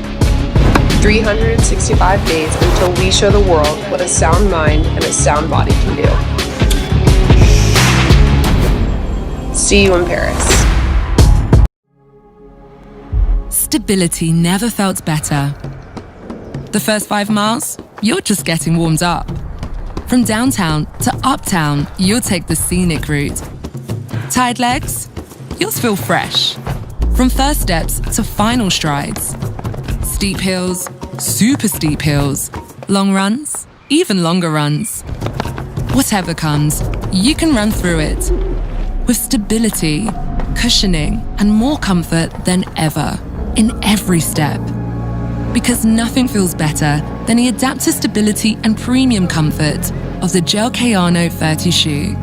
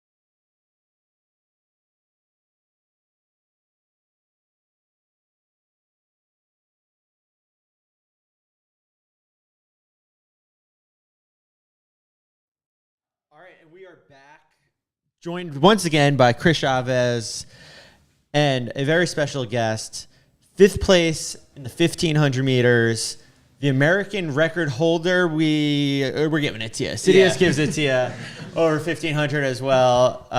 On athletic clubs. Yared Nuguse, thanks so much for joining us, Yared. How's everything? Everything's feeling pretty good. Yeah. I mean, had a great race yesterday, and now I'm just kind of chilling out in Budapest. We've been thinking about your mix zone statement from the semifinal for the last 48 hours. We're obsessed with it. All right, it was like I'm gonna butcher it, but it was like I'd much rather finish 4th and be happy than win and be miserable. You finished 5th. Happy? Yeah, no, I think I am. Mission accomplished. I just feel like, just being in a race like that was just so interesting, and just like, I don't know, so many different parts of it going on at once just felt like made it a really interesting race for me, and I had a really great time running it. And, I get to come away from my first Worlds with just to drive to achieve more. So, yeah. Did you watch the race again? No, I've been meaning to, but I've just slept so much, and I was busy all day, and then eventually I'll get to it. What time did you go to sleep last night? After a race like that, are you able to sleep? No, I mean, I went to sleep at around 2:30 just because I knew it was going to be a while. So I was just hanging out with my siblings until I was felt like, okay, it's about time for me to go. But I don't really think anyone is really sleeping after a race that late. So I guess we want to unpack the whole day. Let's start with, I guess, the morning, how you're feeling, and then, at some point you sit down with Dathan to go over, a race plan and instructions. What was the formula to try? I'm guessing Jakob played a big role in kind of the race plan. Yeah. I mean, as far as the day goes, it was just very boring. There was I did one of the most boring days of your life. I literally just there was a point where I was just sitting on my bed, and I look up at the mirror just at myself sitting on the bed. I'm just what am I doing? I'm about to go to war. I'm literally sitting around here for another 3 hours, just occasionally eating and drinking water, and that's it. It is so boring. No one talks how do you occupy time? Hopefully you have teammates hang out with, or Joe? Because Joe was already gone, so I was well, I can't do that. Mario's in a different hotel entirely, and it's pretty much just me, and I'm just all right, well, I can eat. That'll be my highlight or something, and then, but it was pretty much just me either listening to music or reading my book or playing video games or just switching between those, practicing my Rubik's Cube since this whole Rubik's Cube thing happened. Wait, what? Yada yada. What is the Rubik's Cube thing? That cube trial thing for World Athletics. No, I haven't seen this. What is? I guess you didn't. Okay, if you registered at the registration, they gave everyone a Rubik's Cube because apparently the Rubik's Cube was made in Budapest, and the Rubik's Cube was kind of a big hobby of mine back in the day. Not that far ago, but I go just a couple years ago, and I had actually brought my speed cube with me, so I was oh, cool, I should enter this thing, but no one else has, so I'm just there's no way any other athlete here even knows how to solve a Rubik's Cube, much less solve one in a decent time. What's your time? How quickly can you solve a Rubik's Cube? Well, the quickest I ever solved it was 26 seconds. Wow. But I feel nowadays, American record. Yeah, naudays a good time for me is under 40 because I just haven't practiced as much as I should have. But so you got 3 hours of practice before this race. Yeah, so I was kind of just doing that. And I was just I wonder if this is good enough for me to actually post a video of me doing this or not. We'll see. Still deciding. There's still time. We don't have a Rubik's Cube around here right now, right? No, yeah. I didn't bring mine. Sorry. So, all right. So then you sit down. I want to hear what Dathan had to say. Can you do it in the Dathan voice? Yours is good. Your impression's good. Better than most. I was going to say, it's just, I feel I can only say certain words. Right. Just whenever he's good God. It's just and so when he's seriously talking to me, I'm I don't know how to replicate him actually giving me real race advice. But the thing was for these heats and the semi and then even on the final, I feel a lot of it was just he more just kind of trusts me to know what to do. So it's more just especially the heats and he gave very little guidance for the final. It was just kind of oh, stick with it. And I was yes, obviously. And that's kind of all you can really do. I mean, I feel like he knew, like he knows that I'll get out in a good position. I'll have a good kick. Like he doesn't need to tell me those things. So he did it. And it's just like, I don't know, it makes things kind of easier, like a little more on you. But I think Dathan knows like where to step in and when he needs to, and just versus when to just be like, like you got this, you've gotten this far, you'll figure it out. So what do you say after the race? Well, you stepped off the track. You spoke to me first. Yeah. But then when you eventually found Dathan, what was his wisdom? He just really was just like, I'm really proud of you, and just like, what you were able to accomplish. And me and Mario were there, so he's like obviously proud of both of us, and just really psyched to see us just going right next to each other, and also just, coming so far after the season we had, and just to like end it like that. Even if we did want a little bit more, it was still just like a really, really fun finish. So from your vantage point, I guess like getting to the starting line, how you are one of the most zen guys out there on that starting line, calm, cool, collected. But did you feel any nerves?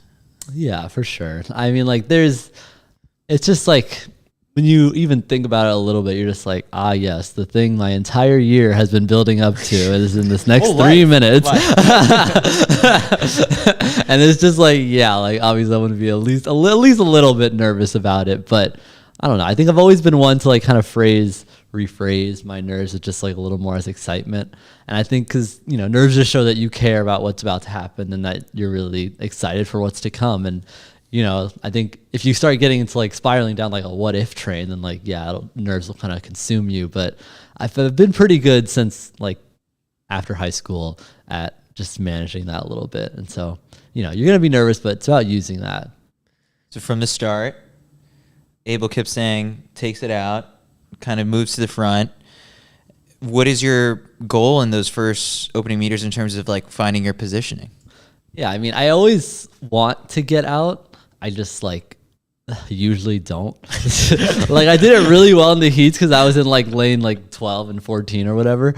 But like when I was in like position 3, I'm just like, okay, well, it's gonna be a little bit hard. I'm gonna have to go a little bit faster. And when I was out there, I was just like, not really feeling this craziness. So I kind of just like fine, I'll just let myself kind of get boxed in and then make a move a little bit later. But I knew I just couldn't stay in the back because I was just like, if I stay in the back, I'm going to stay in the back the whole time, and then I'm going to beat myself up about this when I finish this race. So, as soon as I felt like things had kind of settled down a bit, that was kind of when I wanted to just move up to a position where I felt like I belonged and I, felt like I could maintain a little bit. Something I've noticed in you this year more than most is just how tactically sound you've become.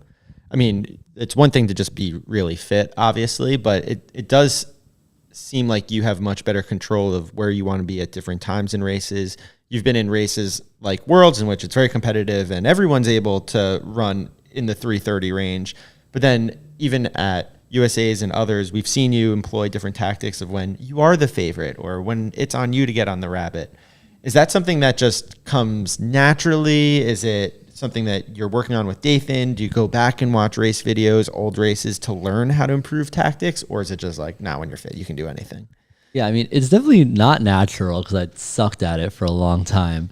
But I don't really know exactly when the transition happened. But like all of a sudden, I feel like this whole year I've just been like just really good at making these moves and doing these things. And I'm really not sure why. It's like not something I ever talk with Dathan about. He's just like, yeah, like you know what to do tactics wise, and then I just like do it. But like like we never like talk about it. And I've had so many races and been in so many scenarios, and it's just been like going well for like the majority of the year. And I'm just like, when did I become this like good at tactics person? I feel like I was always struggling to get my position and heavily relying on the kick, and now it's just like, I still rely on it, but just like in a to help me kind of that final nail in versus like to get back up to where I should have been the whole time.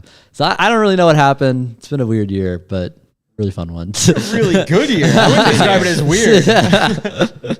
What was your read on then, like as you made your move up towards the front, like on how everyone else was responding to Jakob being at the front? And then I was just had David look this up for me just for reference, but like, how many times have you raced Josh Kerr in the past? And it's like, you've gotten your exposure to Jakob, and so, you know, maybe you learned some things in Oslo and in Rabat, but Josh, you'd only ever raced once before, and you did beat him in Oslo. So how did you, like, who were you watching, and like how did you navigate the front?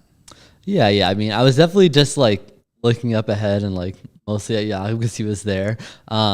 I think, you know, I didn't want like my whole race to necessarily revolve around him if it didn't feel right. So like I said, I didn't really have a huge plan, but I was just like in my head, I'm just like, if I feel like passing him, like I should pass him, or like I should make a move wherever I feel so. But I had felt like pretty comfortable where I was. It was just a little more of, I think like as the race kind of progressed and like people would kind of like pass me, like Josh made like a big move around me, and just like, I just felt like there was a lot happening around me more than like I kind of was wanting to, even like that close to the front, which I should have expected at Worlds. But no, I mean, yeah, I think it's all just about like looking ahead and just like, I don't know, keeping contact for me. That was my huge thing. And when Josh had moved ahead, I was like, all right, I think he's gonna like it felt like when he moved ahead, it felt like, okay, it feels like he's gonna pull like a Jake Whiteman or something. I've seen this before. But like I'm behind them now. Like I was not like watching it, but and so, you know, it was interesting, and I was kind of just there. And I was like still just like, just stay relaxed, stay with it, and like they're gonna keep moving, and you just kind of got to stick with it. And yeah, didn't quite stick there, obviously, but it was just a really, I don't know, one of those like last 300s where like everything kind of like fades out a little bit, where you're kind of just like, whoa, like what just happened? Which is why I need to rewatch that race. But honestly, like it was just like we're coming around the last corner, and I'm just like, man, it is like time. And I remember like when like Nordas went past me, I was just like, that's like the move I should be making. What the heck is going on right now? Do you ever have these moments in which because you did not grow up necessarily wanting to be a professional distance runner, right? Like you orthodontry, yes. the plan. And now we're in the mix zone, and it's like the 1500's on, and everyone runs upstairs in the mix zone because you are in like the marquee event that everyone wanted to be in. And I think back to this indoor season after Millrose. I mean, you had swarms of people sticking cameras and microphones in your face, asking for questions. Like, I don't know, like that felt like a real star-like moment, seeing you there and just the way you handled it and everything. But do you ever have moments where you pinch yourself and you're like, I can't believe that this is how things have worked out, and this is the stage that I'm now performing on? I was just doing this for fun in high school. Yeah, no, definitely a lot. I feel like I'm very just like, man, this was not the plan. Featured in the New York Times. I know, like I don't know. I feel like it's just really funny because it feels like just like several accidents and like a lot of luck, and then a lot of training that like kind of got me to this point. But I don't know, it's just kind of weird because I feel like I'm like the kind of person to like plan things and know how things will turn out, and just see in like my mind's eye, I'm like, this is my future. And like it's just completely out of left field. Like if 10 years ago, gross, if I go back to 13-year-old me, it's just like gross, all right. Yeah, no, I'm just also very uncomfortable with how old I am, but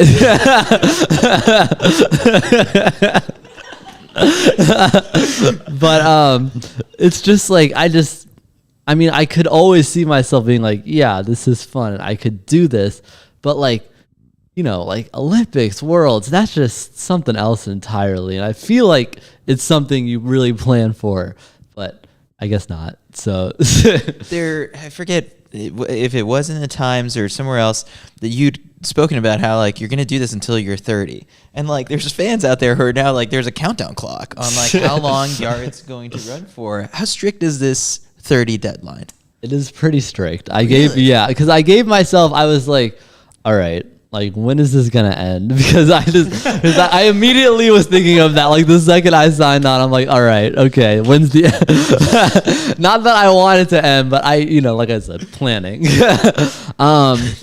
And when I realized that like the Olympics in 28 were gonna be in LA, I was like, oh wow, what a great year to end on. If I could just go there, kill it, get gold, and then just leave, that would be great. This is brilliant contract negotiation. Yeah.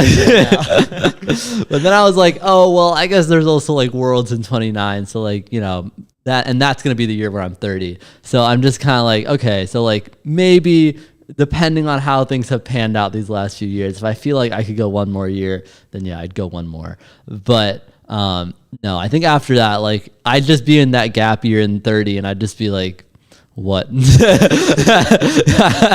Like this is like, I'm just like in my head, I'm just like, technically there's no like time limit on when I can go to dental school. I could go when I'm like 40, but like, I don't want to start my practice when I'm like freaking 60 or something. Like, so yeah, I don't know. I just feel like things got to get going. It feels like two friends were like, hey, if we're both 40 and single, we'll get married. We met your high school coach at a meet earlier this season out in LA, and he told me a story. I'm thinking of younger Yared. At 13, yuck. Disgusting. And he put you on a 4x8 and you split something disgusting, and all the other coaches came up and were like, what was that? What was that? And he didn't want them to know how good you were, so he lied about your split to everyone. Had you heard this story? And I guess also when, for you, like at the very beginning, did something click where you're like, all right, I'm built different? Honestly, it was like my freshman year, because I ran like 9:28 in the 2 mile, which is not fast anymore, and honestly wasn't even that fast then, because I got like 10th at state. But in my head I was like, whoa, I'm 10th in the state. That's crazy. Like I could totally get better and like eventually win state, and that was kind of like my goal at the time. But I don't know, even that early, I was like, man, I've been doing this for just like a few months and I'm already just like battling out with the best of the state, which Kentucky was not a great state also, which is why I was 10th in the state. Like I feel like if I was in Illinois or something, I'd be like freaking 100th, but other stories. So for you, just kind of like the rise to stardom is something that you're still kind of adjusting to and dealing with. Like, they've been here, the atmosphere has been crazy. And the one really fun component for the fans is that when they introduce all the athletes, they have them, sometimes come out of the tunnel, and they also have like these videos that are filmed beforehand of like, they asked you to dance and stuff. We were just talking about this last night, that your video, you've got the finger dancing going on. What was the director's instructions during that? Was there any music playing? Like, how did that work? No, so like they basically they don't force you to do it, but they kind of force you to do it. They're just like, they'll just like come after you. Like they're just like, I was like done my race after the semi and they were just like, Yared, do you have a second? And I'm just like, I guess, like I'm not doing anything else right now. And then they bring you in and they're just like, they ask if you want music or something, but the music was playing and I was like, it doesn't matter. I'm not going to like actually dance. And then they're just like, okay, we just need 20 seconds of footage. Go. Seconds. And I'm just like, what the heck am I going to do for 20 seconds? A Rubik's Cube. Yeah. Like I was just like, cause I had seen some of them beforehand on some of the earlier races and I was just like, okay, I get the general vibe, but like, I just feel like mine's just not going to turn out. And then I'm on like this freaking thing of the final and I look up and I see that video and I'm just like, God, why did I do that? Like, I don't regret it, but I'm just like, yeah, I should have just ran away or just like, I don't know, only done one thing. Looking back, do you have a different move in mind for the future? No. The new move is don't do a move. I'm just, because I think I'm very just like spontaneous with whatever I do, so I don't just plan things. I'm just kind of like the general vibe, just some derpy thing, and I'll just do that and then call it a day.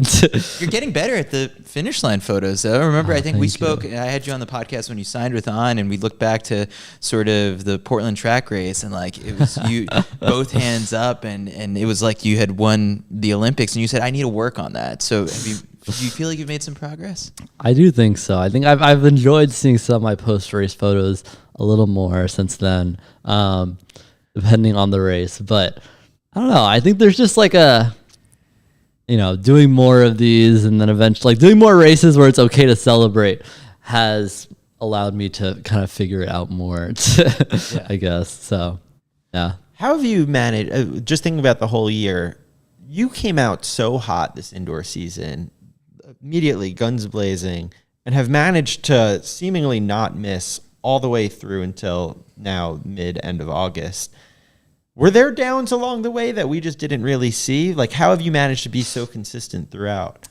Yeah, I mean, honestly, I feel like a lot of it is probably just attributed to Dathan and his training. I feel like he just really knows what he's doing and not to like push the envelope or like let us push the envelope. Not that I'm like one of those people who throws down in workouts, but I just feel like, I don't know, I feel like there was never really like a super down moment for me this whole year, and I've been like, just especially after last year having like so many like up and downs and injuries and whatnot, I was like definitely a little worried just like how my consistency would be able to be, and I'm not sure exactly what's changed. I've been, like I always said, like sleeping more maybe, but I just feel like, I don't know, Dathan just really knows how to like kind of get you into a really hard consistent schedule without like really like putting a super hard toll on your body, and I think that's been really great for me. So I guess so. You still got a couple more races after this, or are you shutting it down? Yeah. I have the Zurich Diamond League. I'll be doing that, and then the the Diamond League final in Eugene. So throughout this whole entire, I guess you still can't reveal like some of your cards, but are there any days sort of at practice that really stick out to you that was like, oh, like that was a day that Mario, Ollie maybe at the time, and you just like died and like went to the well, and like but the total vision has been working towards this, yesterday, Budapest. So like, what are those days like in practice? Is there any day in particular that sticks out to you, a workout or anything? I'm not truly one for remembering workouts either. Do you keep a training log? We do. I just never look back. I think I just leave it to Dathan to do that. But honestly, I feel like we never had like a killer workout. Like we've had amazing workouts where we like really surprised ourselves in what we were able to do. Sub 4 at altitude. Yeah. Like, but the thing is, like, we like after that we did like tempos and stuff. So I'm just like, it was fine if you can do tempo after it. But like, I just feel like have been a lot of impressive workouts, but none where we're just like trying to like end each other and like on the ground afterwards, just like, we're dead from this workout. Like, I feel like we never did that, which I think was good for us. But God, I can't remember like one workout. Have you also found, I guess like this is your first year just kind of like bopping around to like all these different countries, like, starting the season out in Morocco, and I mean for you, I mean, are you mostly in the hotel room, or do you get out every now and then? It's like, all right, I'll take a quick 15-minute walk and explore. I'm definitely a mostly the hotel room kind of person. I'm a very like homebody person also. So I just feel like, wherever I'm like comfortable and I have like my space and things, like, I mean, part of me is like, oh, I should explore these like cool country that I'm in and like, see the sights. But then like another part of me is like, I'm kind of lazy and I have this race, and then like all of a sudden the race is over and I'm leaving the next morning. So it's like, it's fine. So I haven't really been. I've been meaning to, but no, not really. Who's been watching Tyro, the tortoise, this whole entire time? It's been my neighbors. I just kind of went over to them in a desperate plea and was just like, can you please take care of my tortoise? I'll pay you. What makes you tick? Like, I feel like if I could take your brain and have put it in my body, that I would have had a much better career. Did you work with a sports psychologist or anything? How are you so chill even in these high pressure moments? Is this across every aspect of your life? I mean, I think it is. I do see a sports psychologist. You do? He's great. But honestly, it's more of I use it more for like just psychology in general than like for sports. I feel like breaking down like, other relationships. Yeah, I'm outside, just like, I'll just like, he's like, we can always talk about running if you want to. I'm like, yeah, and I just hardly ever do. Like I'll have like a 10-minute, be like, yeah, like I raced recently in Oslo, it was great, yada yada, and then let me get on to the other crap. But I feel like honestly, I've always have just been really like taking things easy and just like in this, not that like I don't care, but just like I'm not gonna like really stress about like mostly anything. It's just track and field. Yeah, and maybe like I'll my sister kind of made a point. I play like video games with her a lot, specifically Splatoon 3, and she's like, literally, you care more about losing in this game than you do throughout your whole track and field career. Just because I'll get like really mad sometimes, and I'll be like, I swear to God, so like, what are you doing? And she's like, I've literally never seen you care this much about like any track race. I'm just like, I care. I'm just not gonna like, say that. I always think of there's like a Nick Simmons quote about like my advantage over everyone is like they all care so much. So it does turn into being like a little bit of an advantage to have that balanced approach. Was having family here, I guess, have you seen them? It sounds like who do you want to hang out with right before a race? Like who brings that calmness about you? I mean, definitely just like my siblings as a collective. I think I have like 5. 2 of them came to this meet, and I think they just kind of like really get me in a way, and also like don't care at all about like my performance or even like anything anything track related. They're just like, I literally don't care, just like go out and win or something. And like and like I can come back from a race like this and they'll just be like, you loser, you lost. How's it feel to suck? And I'm just like ouch. Probably had that coming, but it's just like, but it's like all in like a good fun way to where I'm just like, it makes it really much easier, just like shake off the race and just be like, yeah, is what it is. So yeah, it's always good having them around. Didn't NBC do like the heart rate monitor thing? Like I feel like your heart rate would have been just so leveled the entire time at USA's. And they did the same thing with families too. It would just be normal. It's like, why is nothing changing? Why is moving up? Yeah. So I mean, lessons from this race, like obviously super valuable championship racing experience, but I guess like looking forward over, next year's the Olympics, and like everyone talks about how like the 1500 has changed since 16 and no one's ever going to let it go slow. And Jakob is now, struck out with the same tactics twice, and the Brits have mastered this. So, like, what are you learning and observing each time, taking from this meet that you're hoping, like, all right, when I get my shot, hopefully at the Paris Olympics, like, this is how I can maybe expect the race to go out? Yeah. I mean, I feel like after watching like a lot of these races, I feel like they all are panning out pretty similarly. And if they didn't, I feel like I'd be ready for that too. But I think it's just so much of it is just like finding a relaxed place when things are going fast, and then also being where you need to be when it like starts picking up. And so that's why I feel like I'm so chill about it, because I'm just like, oh yeah, it's simple. I know it's good. I just have to do those things and like actually do them when it gets tough. And like some days it's gonna pan out and some days it won't. But I feel like if you really like simplify it like that, it kind of just like really helps with how your strategy is going to go. And just like also above all, just like trusting your instincts about anything. Just like if you feel like it's time to move, like you got to go. Like you can't just sit there and hesitate on it. It's all about just trusting your gut. And for me especially, I think I also like maintain positioning a little bit better and just kind of go with things a little more, or just be a little more aggressive in general, but very passive person. So we'll see how that goes.